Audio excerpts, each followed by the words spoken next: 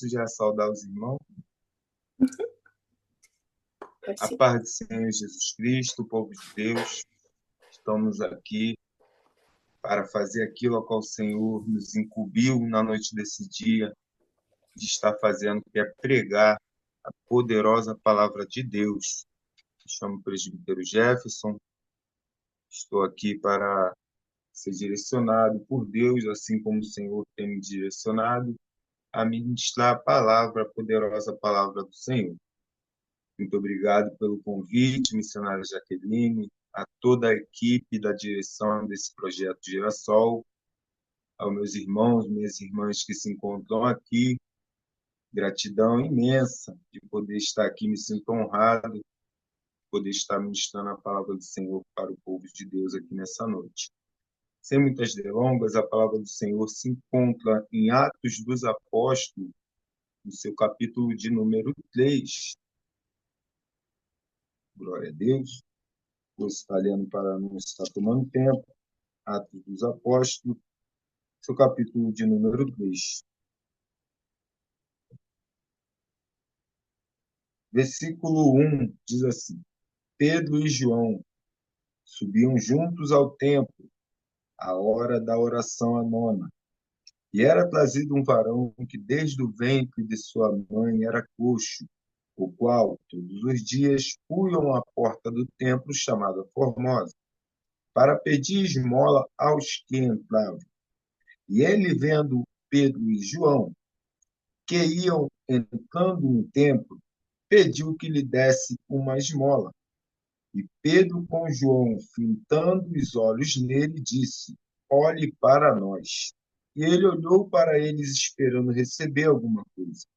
E disse Pedro: Não tenho prata nem ouro, mas o que eu tenho, isto te dou. Em nome de Jesus Cristo Nazareno, levanta e anda. 7. E o tomando pela mão direita, o levantou, e logo seus pés e tornozelos se firmaram. Glória a Deus. Deus, ele é fiel. Prometo ser bem fiel àquilo ao qual o Espírito Santo colocou no meu coração. Não, prometo não fadigar os irmãos. Vamos lá decorrer alguns versículos. Vamos lá entrar no contexto dessa palavra. Irmãos, para iniciar essa mensagem, eu quero aqui trazer para os irmãos que Pedro e João, nesse versículo, nesse capítulo, eles estão entrando à porta do templo chamada Formosa. Nós vamos ver que aqui Pedro, João, os demais discípulos e todos os que estavam reunidos, eles já tinham recebido o Espírito Santo de Deus, eles já estavam revestidos do Espírito Santo de Deus. Mas eu quero aqui pontuar que antes deles ser revestidos com o Espírito Santo de Deus, nós vamos ver que Jesus, eles vão levar, ele vai dizer para os discípulos, para eles não se ausentar de Jerusalém, para eles ficar em Jerusalém, porque era em Jerusalém que eles seriam revestidos de poder. E nós vamos ver que quando Jesus Cristo ele morre, ao terceiro dia ele ressuscita. Mas ao terceiro dia da morte de Cristo, nós vamos ver que os discípulos eles vão começar a se dispersar. Eles começam a se dispersar. Nós vamos entender que aqui, nessa época a qual Jesus ele foi crucificado, os discípulos eles vão ser perseguidos e ali os discípulos começam a se dispersar. Nós vamos ver que 2 discípulos eles vão retornar a Emaús e no momento que eles estão retornando ao caminho de Emaús, Jesus ele vai se apresentar para aqueles discípulos no caminho de Emaús, mas nós vamos ver que o texto diz que os olhos dos discípulos que estavam retornando a caminho de Emaús estavam como fechados, eles não reconheceram que era o mestre que estavam ali caminhando com eles.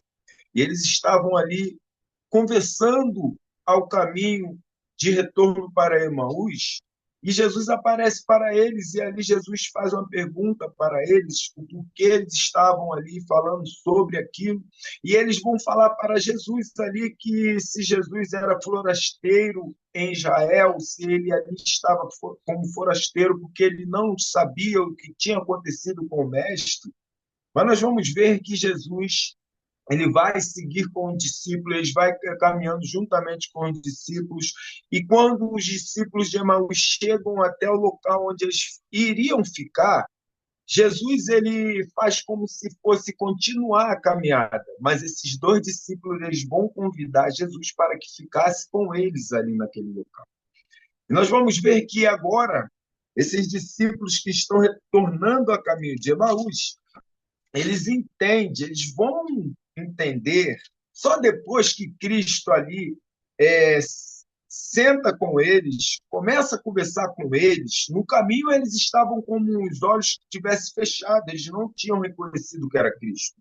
Mas agora, quando Cristo está juntamente com eles nesse local, onde eles convidaram Cristo para ficar ali com eles, nós vamos ver que o nome de um desses discípulos era Cleopas, e nós vamos entender que quando agora Jesus ele vai ali sentar com os discípulos, com esses dois discípulos, e ali nós vamos ver que nas palavras de Cristo eles vão reconhecer que era Cristo, mas aí Cristo vai desaparecer. E quando Cristo desaparece, eles entendem que o local onde eles deveriam ficar não era Emaús, mas sim tinha uma promessa liberada para a vida deles, que era para não se ausentar de Jerusalém, que era para permanecer em Jerusalém, porque lá que eles seriam revestidos de poder. E da mesma forma também, para concluir aqui os discípulos se dispersando, Pedro, João e alguns demais discípulos também já estavam já na praia. Eles tinham retornado ao caminho da pesca, onde Cristo já tinha tirado eles. Nós vamos ver que Cristo agora aparece na praia. E ali Cristo ele vai ver os discípulos pescando lá no mar. E agora Cristo vai fazer uma pergunta para eles: vocês têm o que de comer? E ali os discípulos vai olhar, Pedro vai responder que não. E nós vamos ver que João, aquele que colocava a sua cabeça no peito de Cristo, ele vai reconhecer que era Cristo, mas entenda, quando eles diz que não tem o que de comer, Cristo vai falar para eles lançar a rede para o lado direito. E quando eles lançam a rede para o lado direito, nós vamos ver que ali eles vão ter uma pesca maravilhosa. É nesse momento que João reconhece que era Cristo a qual tinha dado a ordem para eles. Nós vamos ver que agora Cristo, antes de realizar qualquer cerimônia ante os discípulos, ali com os discípulos, Cristo ele vai vir reunindo todos os discípulos que estavam dispersos. E nós vamos agora entender, entrar na palavra. Nós estamos diante de um milagre, de um texto, um milagre muito conhecido, muito famoso, a qual nós vamos ver que a palavra do Senhor ela diz, justamente nessa narrativa a qual nós lemos, sobre um coxo, um homem que era impossibilitado de andar desde quando ele nasceu. Ele era coxo desde o ventre da sua mãe. Ele já nasceu com essa deficiência. E justamente por causa disso ele não podia andar. Segundo a lei a qual o Senhor havia instituído para Moisés, todos aqueles que portavam algum tipo de deficiência até a manifestação da nova aliança, ou seja, do sangue derramado de Jesus Cristo na cruz do Calvário, antes do véu do templo se rasgar, e todos quanto receberem terem o direito de também ser feito filho de Deus, não podiam, não tinham a oportunidade de adentrar ao templo. Não podia ofertar, não podia dizimar, não podia adorar dentro da congregação do templo. Então, o Senhor ele vai promover, por intermédio de Moisés, uma lei a qual viesse dar amparo, vamos dizer assim, para os portadores de deficiência da época. Infelizmente, por eles não poderem entrar no templo, eles ficavam alojados na porta do templo, antes da entrada do templo. Ali eles estendiam as suas mãos, recebiam esmola. Agora você não pode ter a impressão e achar que o coxo, porque dependia de esmola, ele era um qualquer. Não, não, muito pelo contrário. É por isso que ele também é citado na lei. Então, todas as vezes que um judeu ia ao templo, saía da sua casa para ir ao templo, adorar a Deus, eles já levavam um valor à parte, que era para eles entregar ao deficiente, ao esmoleiro, a quem tivesse necessitado daquilo na porta da entrada do templo. Então, nenhum judeu, absolutamente nenhum judeu, ninguém pensava que chato, que coisa ruim, que coisa desagradável. Por quê? Porque se eles produziam esse tipo de pensamento, eles estariam produzindo um pensamento que contrariava a vontade de Deus para a vida da pessoa, daquele que dependia. Por exemplo, no nosso termo, no português, nós vamos falar esmola. É por isso que nós lemos esmola, mas no hebraico não vai ser esmola. No hebraico vai ser obra de caridade. No grego não vai ser esmola, vai ser obra por compaixão. Então, nós devemos frisar e entender muito bem esse palavreado. Então, todas as vezes que um judeu saía da casa para ir ao templo, eles levavam um valor à parte para abençoar, para entregar, para fazer uma obra de caridade, para entregar com compaixão a parte da sua oferta para aquela pessoa que estava na porta do templo. Por que eu estou dizendo isso? Para que nós não viemos ter a visão do coxo, a visão de alguém que só está ali para importunar.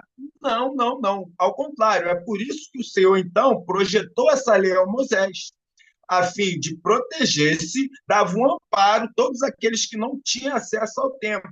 Infelizmente, os judeus eles estavam ficando tão vaidosos de ter o fato de poder expressar uma oferta para aqueles que ficavam na porta do templo. Aí eles vão começar a fazer isso de maneira alta, de uma maneira muito expressiva, porque quem estivesse de longe ia olhar para eles e ia falar: olha como eles têm compaixão, olha como é bondoso, olha como tem caridade, olha como exerce misericórdia. Mas o Senhor Jesus, quando veio à terra para pregar aos homens, ele deu uma palavra de advertência a esses homens, dizendo que o que a mão direita fizesse, a esquerda não deveria ter conhecimento. Por quê? Por fim, eles não estavam entregando a esmola para poder abençoar, para poder movido de compaixão, eles não estavam fazendo a obra de caridade movido de compaixão, mas movido pela vaidade, que são notados pela sociedade como bons homens. Então, Jesus ele não vai repreender a prática da compaixão, não. O exercício da misericórdia, não. Jesus ele vai repreender a intenção de querer usar com misericórdia para se exaltar-se em vaidade. É isso que o Senhor não vai se agradar. Todavia, então, nós estamos diante de um milagre maravilhoso. Por quê? Porque nós temos um homem que depende de compaixão, nós temos um homem que depende de misericórdia, nós temos um homem que depende de atenção, e a Bíblia diz que agora dois homens, Pedro e João, perdão, Pedro e João, eles estão agora indo em direção para entrar no templo, e eles vão ser os precursores do primeiro milagre que será realizado sem a presença de Jesus em carne habitando entre os homens. Por que eu digo isso? Porque os apóstolos, os discípulos e uma grande multidão teve a oportunidade de ver Jesus operando uma série de milagres. Jesus ele curava, ele libertava. A Bíblia vai dizer que espíritos imundos batiam em retirada do corpo das pessoas que estavam possessas por causa da palavra, por causa da virtude com que pregava, da maneira e autoridade que ele ministrava. Ele operou multiplicações, milagres maravilhosos se deram. E os discípulos tiveram a oportunidade de acompanhar tudo isso de perto, mas nunca eles tiveram a oportunidade de promover o milagre da vida deles pessoalmente, através da vida deles. Aí Jesus ele ensina os discípulos a romper, ele ensina, instrui os discípulos, ele dá poder para os discípulos pisar em serpentes, escorpiões, se eles chegarem numa cidade, saudar aquela cidade com a paz, mas se aquele povo não recebesse a paz, Jesus dá o poder que dava daquela paz que eles deram e a pessoa não receberam, de retornar para eles. O poder era tão grande que Jesus ele dá o poder com aqueles homens que eles poderia comer coisa mortífera, que não causaria dano algum. Mas nós vamos ver que eles não estavam ainda preparados para fazer aquilo a qual Jesus já tinha instituído, já estava instruindo eles. Por quê? Porque eles não ainda tinham sido revestidos de poder. E nós vamos ver que o Espírito Santo que opera em nós, a virtude para o exercício do poder. É por isso que Jesus vai dizer, antes de partir para os céus, ele vai dizer, ficai em Jerusalém, até que do alto seja revestido de poder. É por isso que Jesus Cristo vai dar essa ordem para os discípulos. Jesus ele não queria que nenhuma testemunha sua desse continuidade à sua obra na terra, sem que primeiro a pessoa fosse revestida de poder. O porquê? Porque crente que não tem poder não é testemunha de Cristo, não serve para ser testemunha de Cristo. Uma das maiores marcas do ministério de Jesus é as obras, é as maravilhas, é os sinais e a autoridade com que ele pregava a palavra. A Bíblia diz que todos seguiam ele, multidões, pelas obras maravilhosas que ele fazia. Uma das coisas que marca o ministério de alguém que deseja ser discípulo de Jesus na terra é ter a virtude de Deus na vida, o poder de Deus na vida, ou seja, quer orar, ora com poder, quer pregar, prega com poder, quer cantar, pode ser um corinho de criança, cante com poder, quer dar um abraço em alguém, abrace com poder, não dá tapinha nas costas não, quer caminhar na sua rua ali, caminha com a presença do teu lado, na tua vida. Então, tu tem que comunicar aquilo a qual Deus colocou no seu coração com o poder. Porque sem poder não dá para ser testemunha de Cristo na face da terra. Crente sem poder que quer ser testemunho de Jesus na terra só passa vergonha. Tem que ter poder de Deus na nossa vida. É triste isso, mas eu tenho que falar, Jesus sabia. Jesus sabia disso. É por isso que Jesus dá essa ordem para os discípulos ficar ali naquela cidade. Fica em Jerusalém, não sai debaixo da minha promessa. Fica em Jerusalém. Ou seja, tem palavra, mas não tem poder. Tem conhecimento, mas não tem poder. Já viu como se faz, mas não tem poder. Já participou do culto, mas não tem poder. Está tomando Santa Ceia, mas não tem poder. Vai para o culto de doutrina, mas não tem poder. Então, nós temos que receber esse poder para nós fazer a obra do Senhor na face da terra. E Jesus diz, enquanto vocês não receberem poder, não saia de Jerusalém. Por quê? Jerusalém é a capital da adoração, é a capital da intercessão. E agora Jesus, ele morre, ele vai ser crucificado. E antes de domingo pela manhã, nós vamos ver, como eu disse no início, que no momento da sua crucificação, eles se dispersam. Cada um vai para um canto. Eles começam a se dispersar. Então, eles vão se enfraquecendo. Eles ficaram tristes, porque morreu o Filho de Deus, morreu o Mestre, morreu o herói, morreu o Senhor. Então, eles ficam apavorados por causa dos judeus que estavam perseguindo os cristãos, cada um vai para um canto. Mas a Bíblia diz que ao terceiro dia Jesus ressurge. E antes dele celebrar qualquer cerimônia diante dos discípulos, ele vai já, caminho de Emaús, como eu disse, ele vai pegar 2 discípulos de Emaús, que deveriam estar em Jerusalém, mas apavorados por causa do medo, eles saem de Jerusalém, estão voltando para casa em Emaús. Mas antes de ser crucificado, Jesus já havia dito para eles, ficai em Jerusalém. Só que eles vão embora.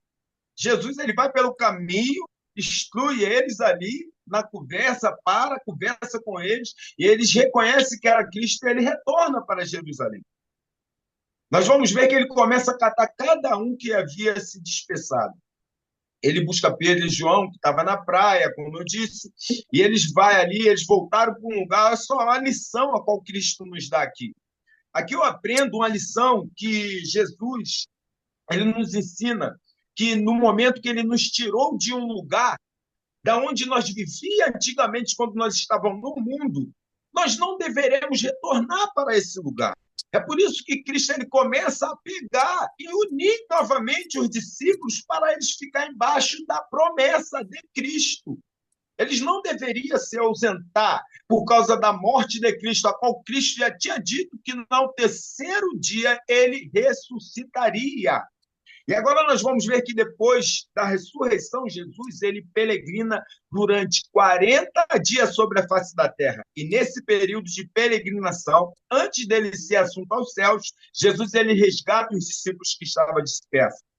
Jesus prega de novo, Jesus ensina de novo, ele abraça de novo, ele instrui de novo, fortalece de novo, a fim de ensinar para eles que eles não poderiam se separar, eles não poderiam se ausentar de Jerusalém a cada vez que eles tiverem um problema, a cada vez que eles tivessem uma decepção, uma dor.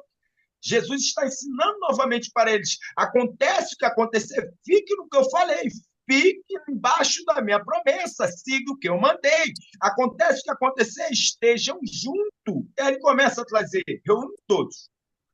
Ele reúne todos, prega de novo, ensina de novo, fala de novo, instrui de novo. Aí nós vamos ver que no Atos dos Apóstolos, capítulo 1, ele repete pela segunda vez, que agora ele vai subir, e ao olho nu ele vai desaparecer da vista de todos aqueles que estavam presentes. Literalmente, não é mágica, não é show de ilusionismo, é literal. A Bíblia diz que os pés de Jesus começam a sair da terra. Aí ele começa a subir como primícia para o seu Pai. Por isso que Maria Madalena, quando encontra Jesus ressurreto no sepulcro, ele disse para ela, não me toque. Por quê?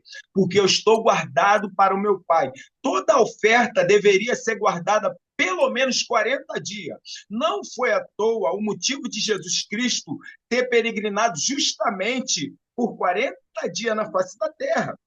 E agora nós vamos ver que os pés de Jesus começam a subir ao olho nu de todos estão vendo. E é por isso que eu não consigo adorar, eu não consigo me render a nenhuma outra crença, a nenhuma outra crença. É por isso que eu não consigo me curvar a nenhum outro Deus. É por isso que ninguém não conseguiu me convencer que eu estou na religião errada. Porque todas as religiões tem aquelas que expressam uma crença até, entre aspas, mais forte, que aquela uma pessoa morre e o espírito de tal pessoa sai do corpo de tal pessoa e habita no corpo de tal pessoa para falar, para que o espírito continue vivo.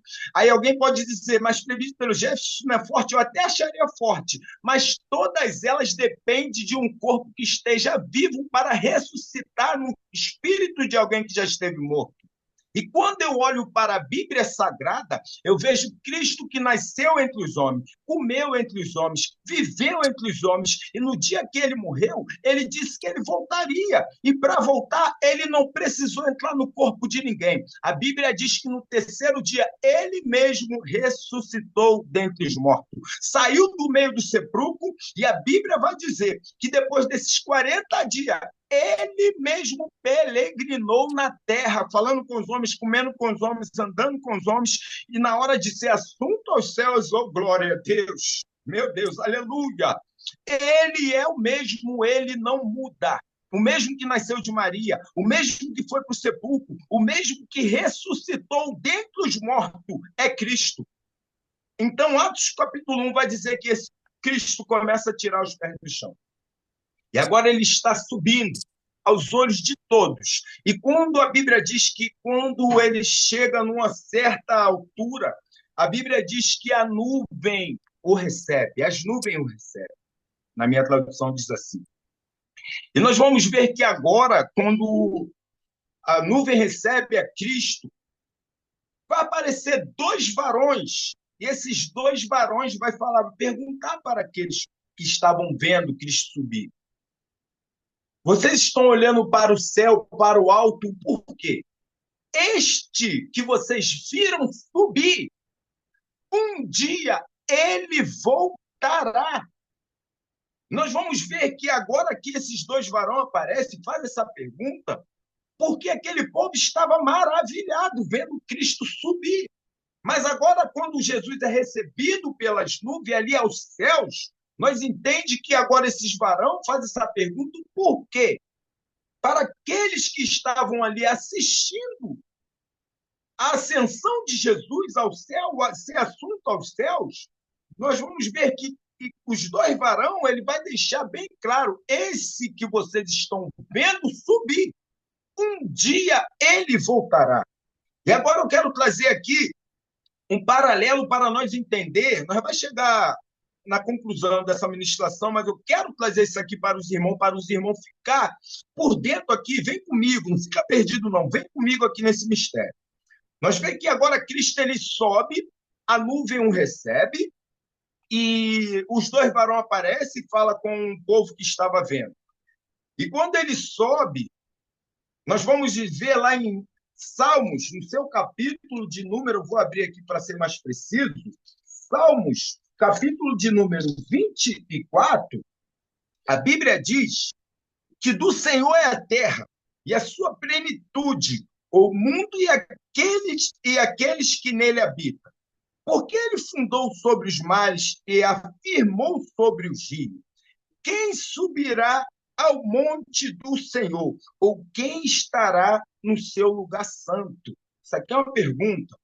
É uma pergunta que o salmista Davi está fazendo durante seu cântico no Salmo 24. Aí nós vamos ver que Jesus ele foi assunto aos céus, as nuvens recebeu, os dois varões apareceu e agora ele já foi assunto ao céu. E quando agora nós vemos no Salmo 24, nós vamos ver que tem os guardiões que estão guardando as entradas eternas lá no céu. E agora nós vemos que quando Cristo ele é assunto aos céus, ele ali vai ser recebido ali pelos esses guardiões, os guardiões que guardavam as entradas eternas. E agora eu quero que você entenda isso aqui. Quando Jesus ele é recebido nos céus, os guardiões ele está guardando as entradas eternas. E agora eles vão dizer: levantai, ó portas, as vossas cabeças, levantai, ó entradas eternas, e entrará o Rei da Glória. Aí agora nós vemos que quem está do lado de dentro das entradas eternas pergunta quem é o Rei da Glória. Aí nós vamos ver que quem está... Aí aqui eu estou trazendo aqui um parâmetro, aqui, um paralelo para nós entender. Quem está do lado de dentro pergunta quem é o Rei da Glória. Mas quem está lá embaixo que viu Cristo subindo, eles vão responder assim: o Senhor forte e poderoso, o Senhor poderoso na guerra. Aí nós vamos ver que agora os guardiões eles vão gritar novamente, Salmos 24, 9. Levantai, ó portas, e as vossas cabeças. Levantai, ó entradas eternas, e entrará o Rei da Glória. E agora quem está do lado de dentro das entradas eternas pergunta quem é o Rei da Glória. Mas quem está do lado de fora vai dizer o Senhor dos Exércitos. Ele é o Rei da Glória.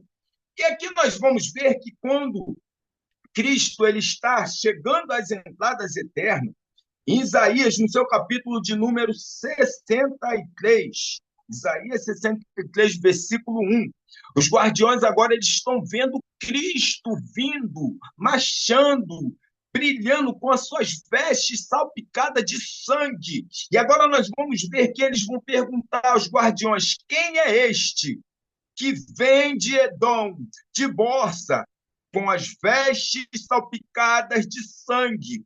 Este que é glorioso em sua vestidura, que marcha com a sua grande força.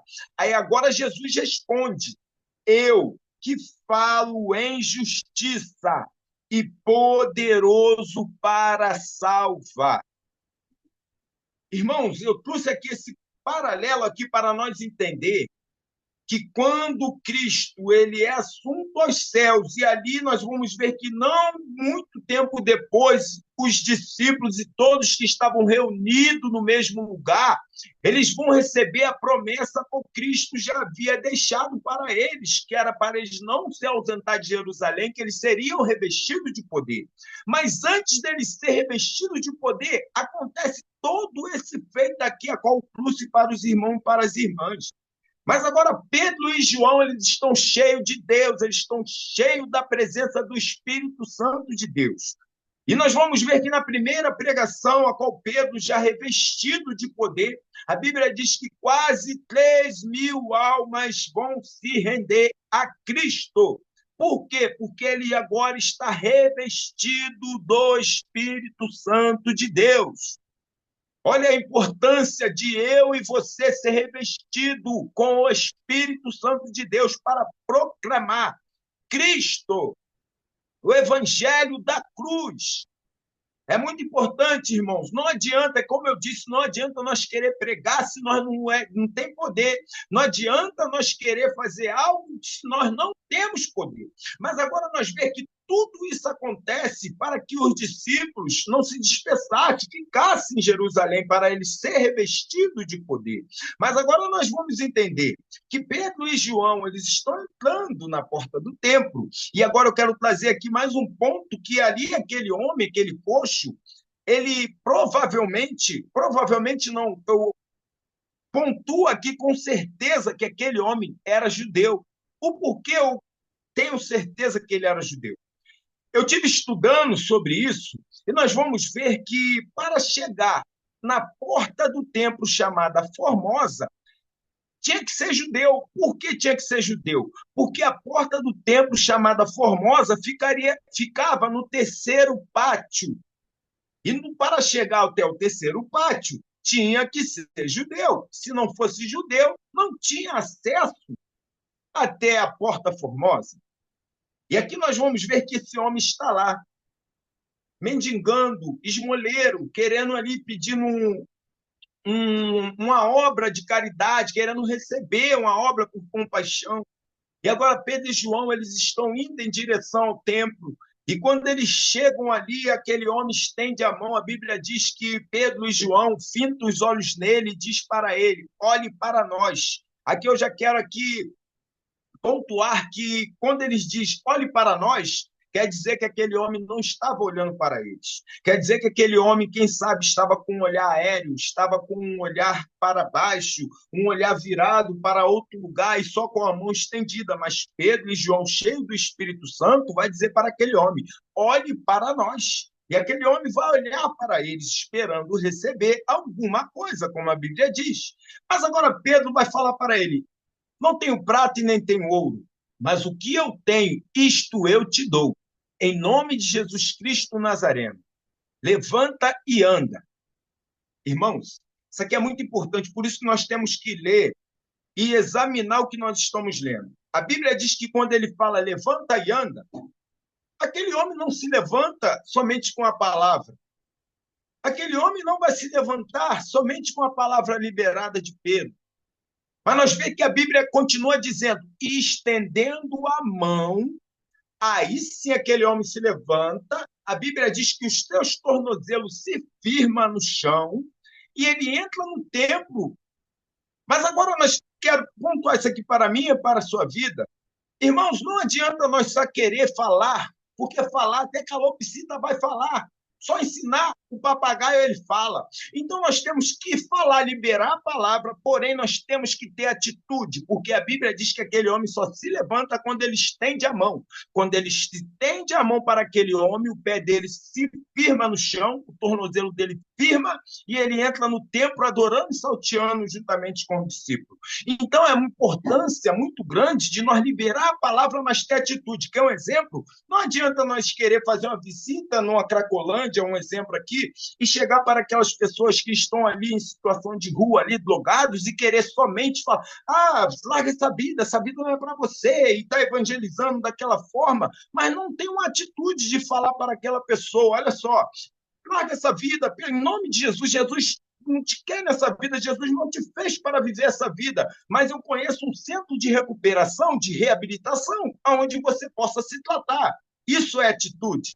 Não adianta só nós querer falar. Não, não, não, não. Vamos liberar a palavra, mas ter atitude com a palavra liberada. Oh, glória. Então, nós temos que ter essa atitude dentro da nossa vida, dentro de nós. Nós temos que ter compaixão verdadeiramente. Não adianta nós querer só falar e não ter atitude para poder ajudar aquela alma. Compreende esse mistério? Isso aqui é mistério. Então, nós temos que entender, quando Pedro e João, ele fala para aquele homem, não tenho prata e nem tenho ouro, mas o que eu tenho eu te dou.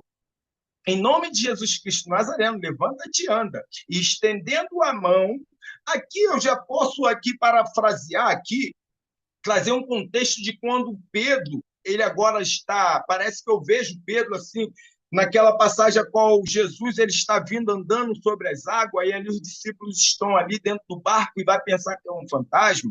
E nós vamos ver que agora Pedro ele vai ver, ele vai ser ousado, que ele vai perguntar se era Cristo, se fosse Cristo, que se desse a ordem para ele ir até ele. E Cristo agora vai chamar, venha Pedro.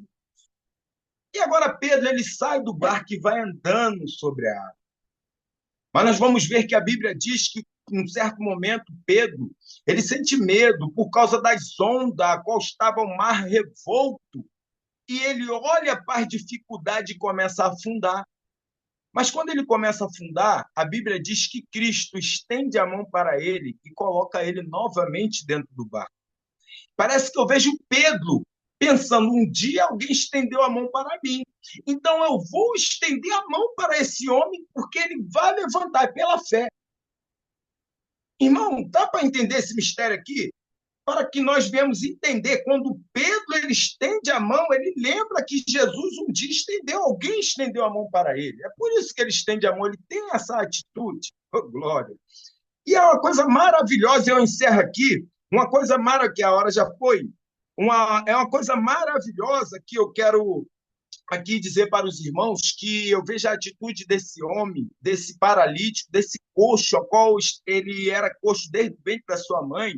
Eu vejo uma atitude maravilhosa a qual ele toma aqui. O porquê? Ele poderia muito bem receber aquele milagre e ir contar para os seus familiares, ia mostrar para alguém que recebeu o milagre, agora eu posso andar. Não, não, não. Olha o que ele faz. Quando ele recebe o milagre, a primeira coisa que ele faz é o quê? Entrar no templo, adorando, salteando, com alegria, adorando a Deus.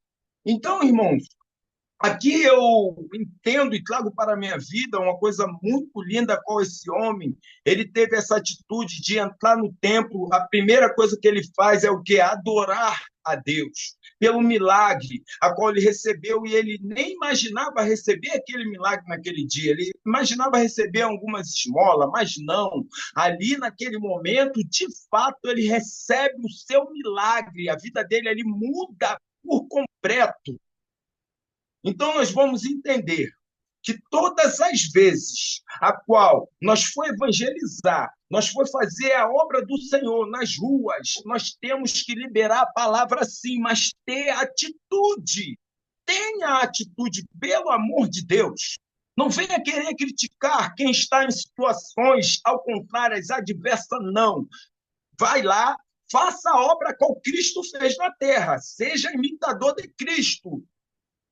Não faça a obra para querer ferir, para querer criticar. Não, não. Isso aí não é obra de Deus. Mas faça a obra, mas tenha atitude, para que o nome do Senhor seja glorificado através daquela obra a qual Cristo te designou para fazer aqui na terra. Então, a revelação dessa palavra é: libera a palavra, mas tenha atitude. Tenha atitude. Porque a atitude, ela muda a situação da vida de alguém. Que Deus continue abençoando a vida de cada um dos meus irmãos, das minhas irmãs, a todos a qual estão aqui conosco aqui, sendo ouvinte da palavra, mas praticantes também. Que Deus continue abençoando a vida de cada um dos meus irmãos e das minhas irmãs que tiraram o seu tempo aqui para poder estar aqui ouvindo a palavra do Senhor. Gratidão, missionária Jaqueline, que Deus continue abençoando a tua casa, sua vida, seu ministério, seu esposo Bob, que Deus abençoe e assim agradeço a minha rica oportunidade em nome de Jesus.